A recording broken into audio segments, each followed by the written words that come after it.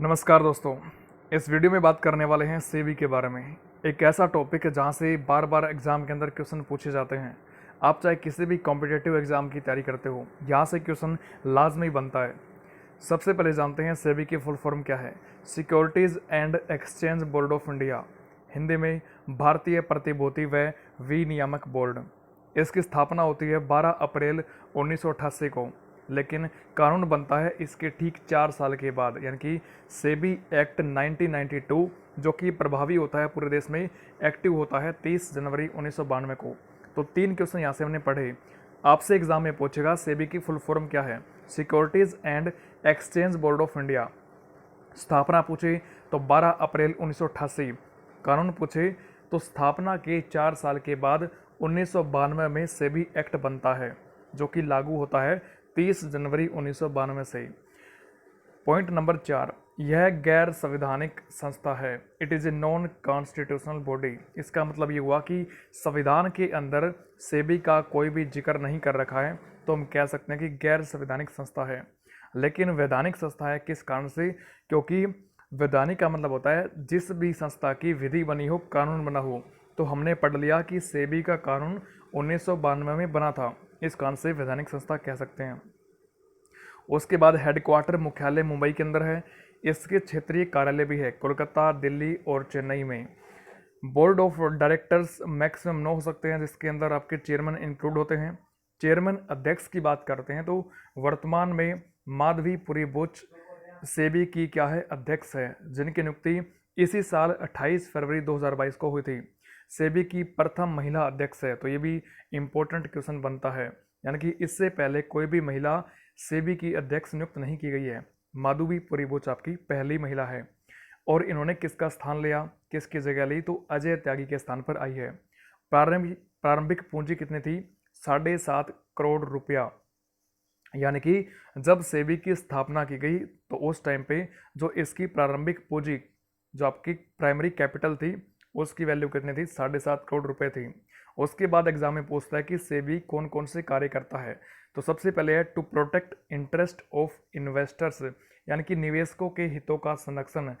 Sir basically SEBI आपकी share market से संबंधित होती है। तो शेयर मार्केट में जो लोग पैसा लगाते हैं उनको बोलते हैं इन्वेस्टर्स, यानी कि जो पैसे को इन्वेस्ट करते हैं। तो उनके हितों की रक्षा करने का काम सेबी का संस्था का यानी कि होता है। यानी कि जिनके द्वारा पैसा शेयर मार्केट में लगाया गया उनके साथ में किसी प्रकार का धोखा ना हो, कोई भी किसी प्रकार के आपका कह सकते हैं कि धोखाधड़ी नहीं होनी चाहिए। ऐसा ना हो कि जिस कंपनी के अंदर पैसा किसी व्यक्ति ने लगाया है वो कंपनी फर्जी निकले, फर्जी यानी कि कंपनी आपकी नकली निकले, कंपनी वास्तव में एग्जिस्ट करती ना हो। तो ऐसा नहीं होना चाहिए, ताकि किसी भी व्यक्ति के पैसा, किसी भी इन्वेस्टर का पैसा फालतू में ना डूब जाए। उसके बाद में to regulate stock market. Third point, to regulate mutual fund, यानी कि म्यूचुअल फंड का मतलब ये होता है कि जैसे सभी लोग शेयर मार्केट के बारे में नहीं जानते हैं कि कैसे कंपनी के अंदर पैसा लगाते हैं, कैसे शेयर को खरीदना है, कैसे बेचना है। तो म्यूचुअल फंड आपका एक्चुअली में करता क्या है कि एक एज ए इंटरमीडिएट का काम करता है, यानी कि जनता को बोलता है कि आप हमें कुछ पैसा दो, हम आपके पैसे को शेयर मार्केट में लगाएंगे ताकि आप वहाँ से कुछ प्रॉफिट कमा सकें। तो एज ए इंटरमीडिएट काम करता है। हालांकि म्यूचुअल फंड के बारे में डिटेल से नॉलेज हम किसी अन्य वीडियो में जानेंगे। अगला point, to regulate share market to prevent insider trading. अब इसका मतलब क्या होता है? आंतरिक व्यापार को रोकना। इसका मतलब ये हुआ कि शेयर मार्केट की जो कंपनियां काम करती है, जहाँ पे शेयर को खरीदना और बेचने का काम होता है, तो कंपनियां कई बार क्या करती है, अपनी जो पर्सनल इन्फॉर्मेशन होती है तो कुछ व्यक्ति क्या करते हैं, उसको लीक कर देते हैं। इससे क्या होता है कि कुछ शेयर होल्डर्स को फ़ायदा हो जाता है, जबकि किसी को नुकसान भी हो जाता है, यदि पहले से ही पता लग जाए कि भैया ये कंपनी मुनाफे में आएगी या फिर घाटे में जाएगी। तो इसको बोलते हैं इनसाइडर ट्रेडिंग, यानी कि आंतरिक व्यापार करना, यानी कि जो कंपनी की लीगल आपकी जो पर्सनल बातें होती है उनको शेयर करना, उसको बोलते हैं आंतरिक व्यापार। तो इसको ऊपर रोक लगाती है। किस लिए रोक लगाती है? ताकि कुछ इन्वेस्टर्स को फ़ायदा ना हो और बाकियों के पैसे ना डूब जाए। लास्ट पॉइंट है to promote financial market awareness, यानी कि वित्तीय बाजार जो आपका होता है उसको, उसके प्रति जागरूकता को प्रसार करना, उसके बारे में बताना कि भैया आप किस तरीके से धोखाधड़ी से बच सकते हो, आपको कहाँ पे पैसे को इन्वेस्ट करना है। इन सब चीज़ों की जानकारी आपका सेबी के द्वारा दी जाती है। तो basically mutual fund, stock market, share market, prevent insider trading, financial market, वित्तीय बाजार के बारे में जानकारी देना, जागरूकता फैलाना, और जो भी निवेशक होते हैं जो पैसा को इन्वेस्ट करते हैं शेयर मार्केट में, उनका बचाव करना ताकि उनके साथ में कुछ भी गलत ना हो। ये कार्य होते हैं सेबी के।